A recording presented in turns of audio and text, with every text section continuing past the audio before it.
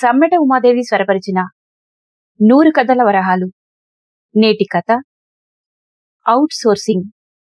రచన జొన్నలగడ్డ రామలక్ష్మి.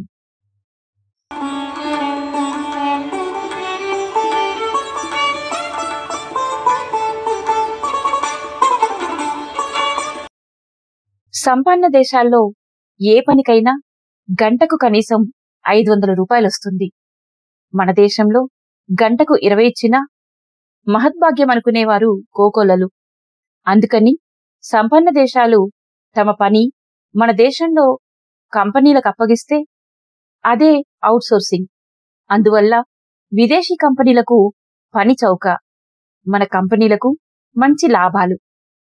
మన పౌరుల నిరుద్యోగ సమస్యకు చక్కని పరిష్కారం. అయితే అవుట్ సోర్సింగ్ ఇంటి పనులకు విస్తరిస్తుందని నేను ఊహించలేదు. అదెలా జరిగిందంటే, 3 ఏళ్లుగా మా ఇంట్లో పనిచేస్తున్న లక్ష్మికి పనంటే శ్రద్ధ లేదు, టైం పట్టింపు లేదు.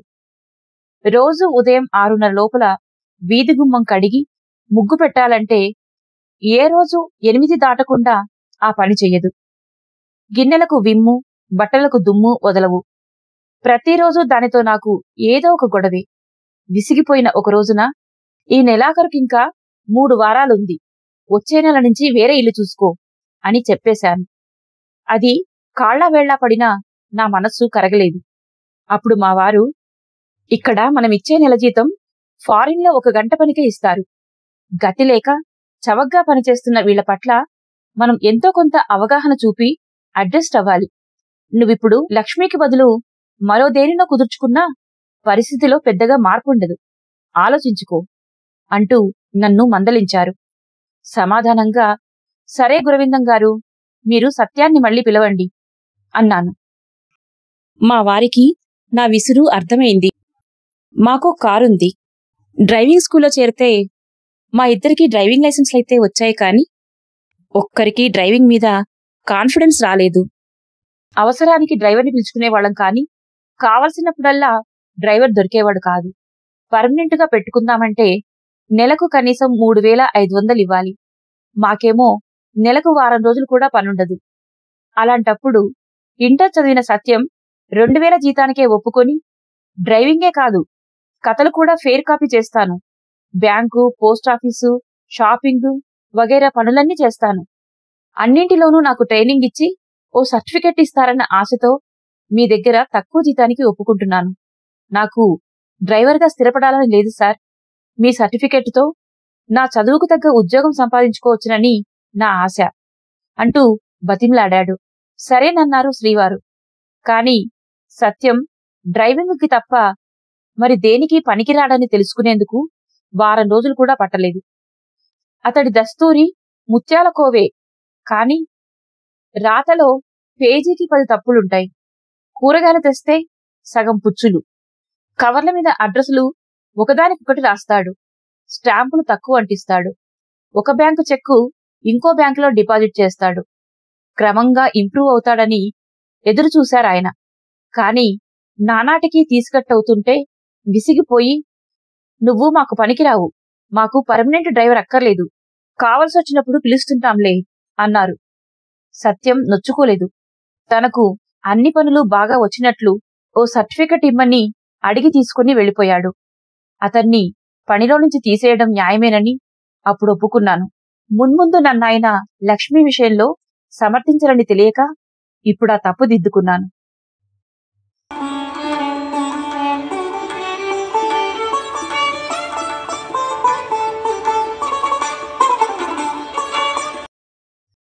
అడవిలోనైనా ఊళ్ళోనైనా సాధువైన ప్రాణికి క్రూరమృగాల బాధ తప్పదు. ఎటొచ్చి అడవిలో అయితే క్రూరమృగాలు ఏ జాతివి ఆ జాతివి విడిగా వేటాడతాయి. ఊళ్ళో అన్ని జాతుల క్రూరమృగాలు సహజీవనం చేస్తాయి.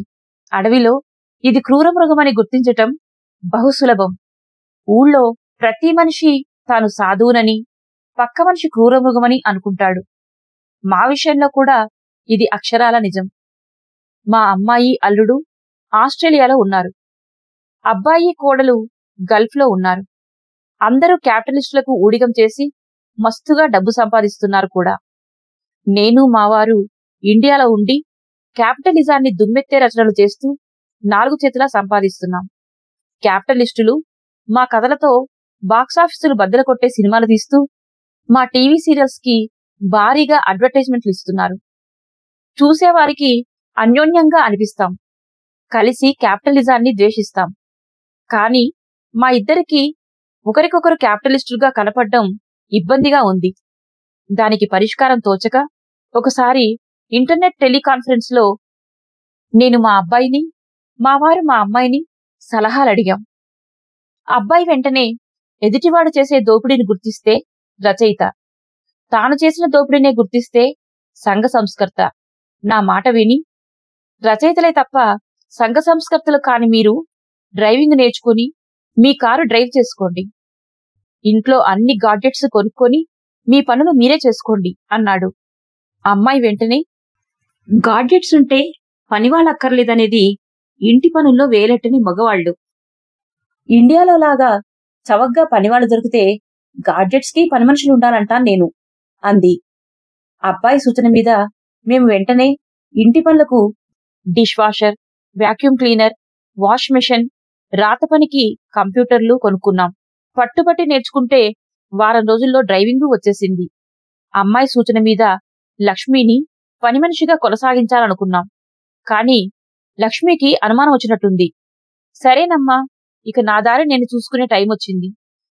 చిన్న ఉపకారం చేయండమ్మా, నా పనులు చక్కగా చేస్తానని ఓ సర్టిఫికెట్ ఇప్పించండి అంది. ఇస్తే నష్టమేమిటిలే అనుకుని వెంటనే మా వారు సత్యం గురించి రాసినట్లే నేను దాని గురించి చాలా గొప్పగా రాసి ఓ సర్టిఫికెట్ ఇచ్చి పంపాను.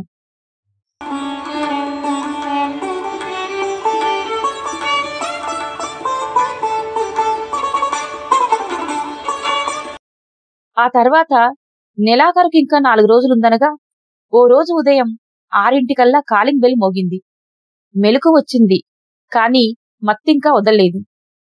అయినా కూడా కదిలితే చాలు మెలకు వచ్చిందనుకుంటానని బిగుసుకుపోయిన శ్రీవారిని పసికట్టి అసంకల్పిత ప్రతీకార చర్యగా ఆయన వీపు తట్టి, పక్కింటాయన కాబోలు, వెళ్ళి చూడండి అన్నాను. మా పక్కింటి రామచంద్ర కన్నడిగుడు. తెలుగుదేశంలో ఉన్నందున తెలుగువారితో కలిసిపోవాలన్న తాపత్రయంతో తెలుగు పేపరు తెప్పించి చదువుతాడు. అంతా అర్థం కాదు కదా. ఉదయం 6:30 ఆఫీసుకు బయలుదేరాల్సిన రామచంద్ర ఆలోగా భాషాపరంగా తనకొచ్చిన డౌట్స్ ని కాగితం మీద రాసుకొచ్చి మా వారిని అడిగి తీరిన వారికి టిక్కులెట్టుకుని వెడుతూ ఉంటాడు. ఆయనై ఉండడు, పని మనిషేమో అన్నారాయన తప్పించుకునేందుకు. ఇంతవరకు లక్ష్మి ఎప్పుడైనా 6:00 అది మత్తును జయించిన సంకల్పిత ప్రతీకార చర్య. తనకు పక్కింటాయనే అని రూఢి అయ్యిందేమో గొనుక్కుంటూనే లేచి వెళ్లారు. వీధి తలుపు తీసిన చప్పుడు, ఆ వెంటనే కెవ్వుమన్న ఆయన కేక వినపడ్డాయి. ఏమైందోనని పరుగున వెడితే అక్కడో మెరుపు తీగలాంటి పిల్ల. ఇంటి ముందు ముత్యాల ముగ్గు. నేను కెవ్వుమన్నాను. ఆ పిల్లకిలాంటి కేకలు అలవాటేనేమో. ఏమాత్రం చెలించలేదు.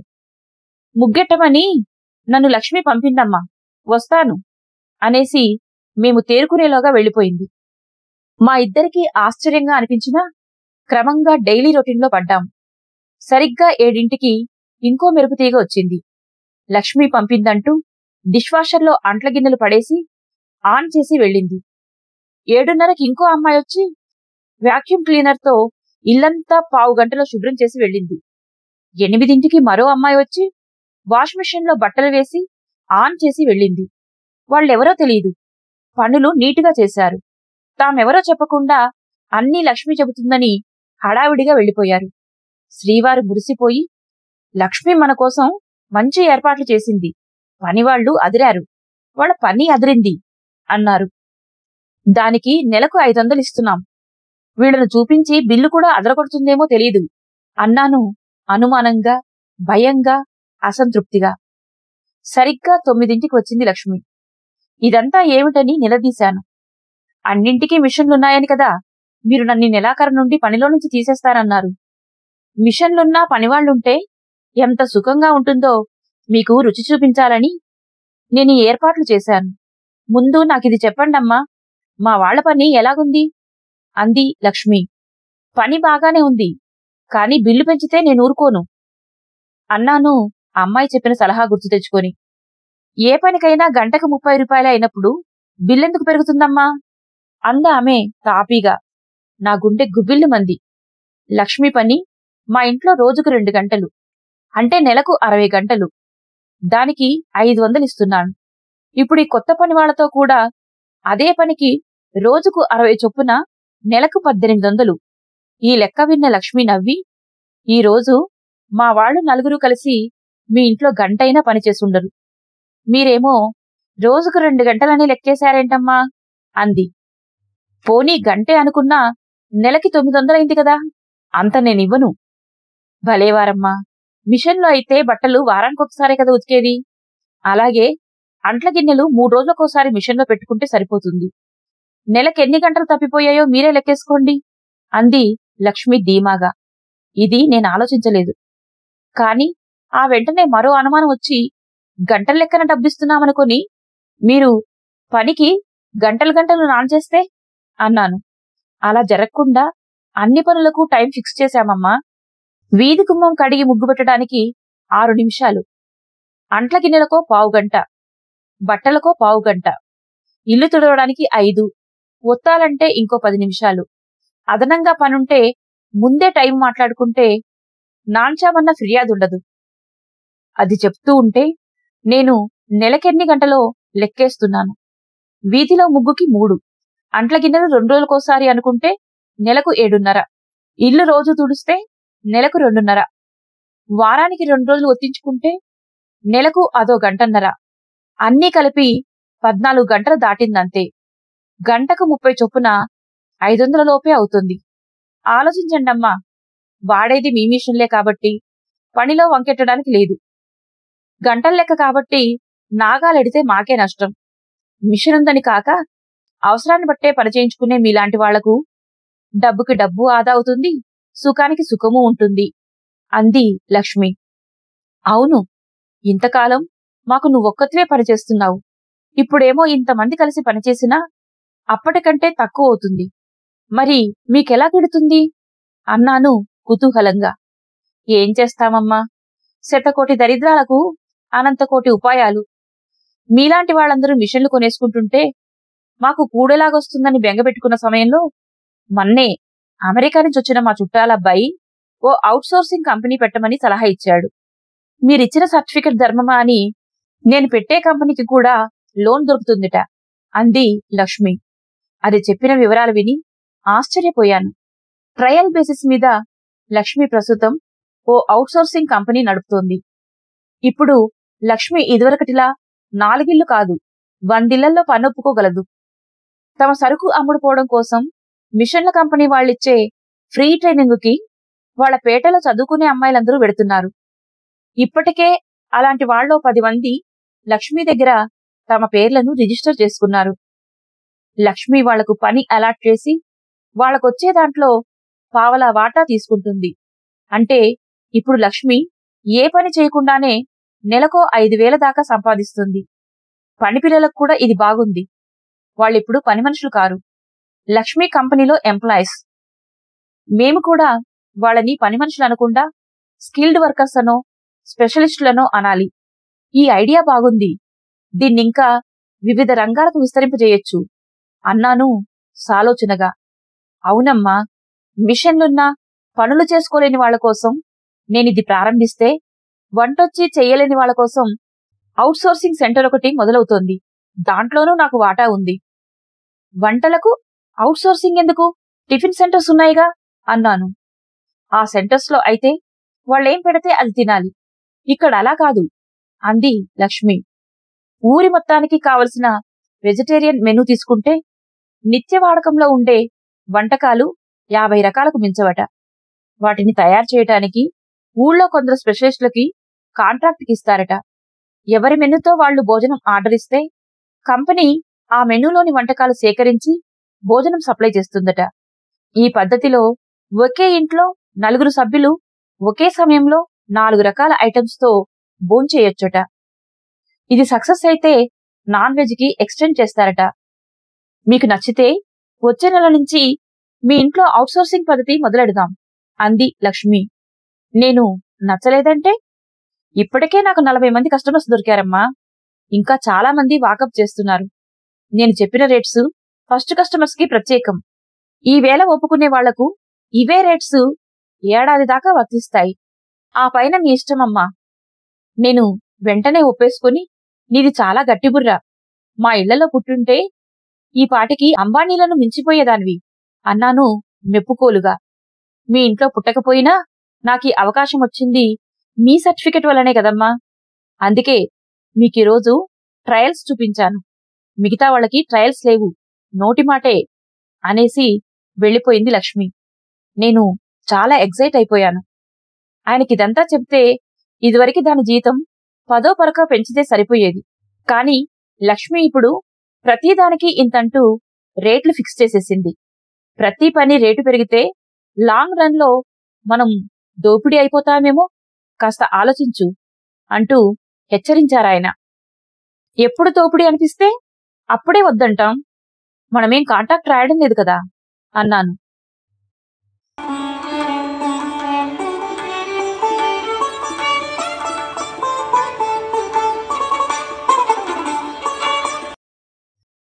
ఈ విశేషాలన్నీ టెలికాన్ఫరెన్స్ లో పిల్లలతో పంచుకున్నాం. అవుట్సోర్సింగ్ చాలా గొప్ప కాన్సెప్టే, కానీ ఎక్కడో తేడా ఉంది. మన వాళ్ల సేవల్ని విదేశాల్లో ఉన్నవాళ్లు మెచ్చుకుంటున్నారు. స్వదేశానికి వెనక్కి వెళ్లిన వారు ఏవగించుకుంటున్నారు. మరి స్వదేశంలో స్వదేశీయులకు లభించే సేవలెందుకు మెరుగ్గా ఉండడం లేదో కారణం తెలియదు అన్నాడు అబ్బాయి. నేను చెప్పగలను, స్వదేశీయులకు ప్రొటెస్ట్ చేయడం రాదు.